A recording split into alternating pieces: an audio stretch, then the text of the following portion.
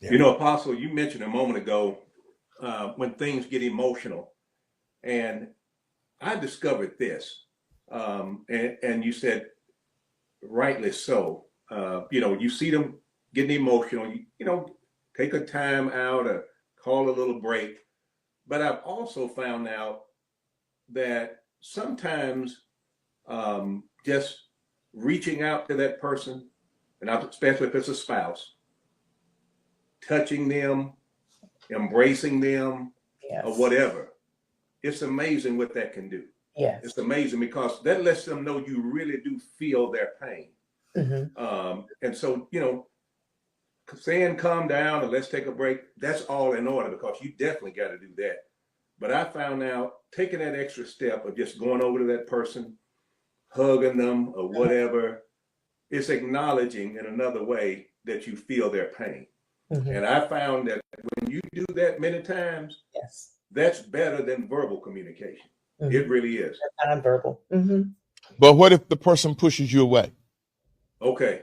No, that's the reality because don't put your hands on me. Won't you touch me? You know what I mean? So what do you do now? Well, again, now you know the pain is really that pain is turned to anger. Okay.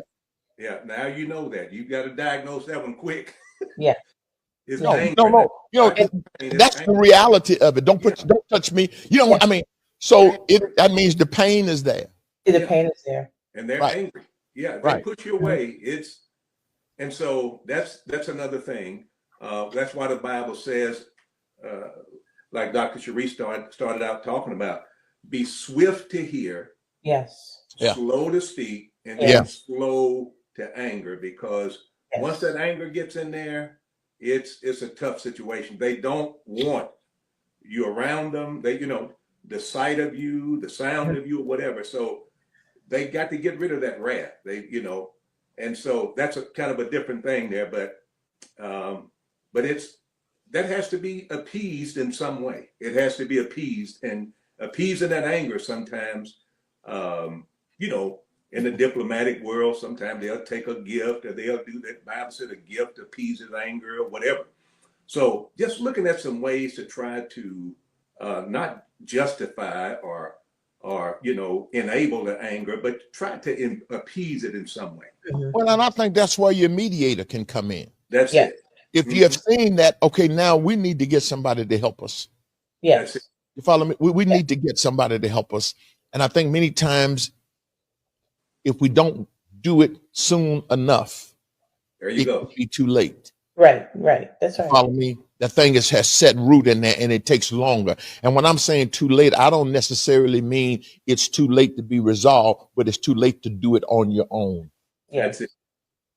You follow me? But so I think that's so vitally important.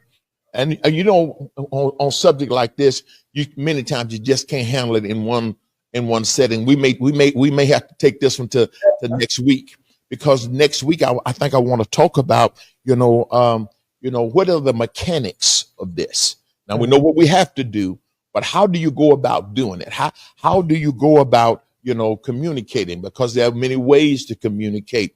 You can communicate verbally. You can communicate in letters. You can communicate all kinds of ways. And as Bishop was saying, diplomatically, a gift is a communication. You follow me? So I think we want to be able to equip them and empower them next week with, okay, now we understand its importance. Now we have dealt with the pitfalls. Now we understand there is a way forward. But now how do we actually do this? Because to me, that's what's so important. Because, okay, this is good. I understand this. That's good. But now how do I go about doing this? How do I go about setting up a regular time for us to talk? How do I create all of this? What the adjustments do I need? And, how can we have a good argument and not fall out? You got it? Because to say you're going to have a relationship and you ain't going to never argue, the Bible says that's not realistic. So how do we set the ground rules for a good argument and not fall out? Whew, this has been good. This has been so good. Okay, y'all in the comment section, have you been blessed by this tonight? You think tonight was good? Do y'all think we need to take it a little further? Because next week, that's what I think I want to do.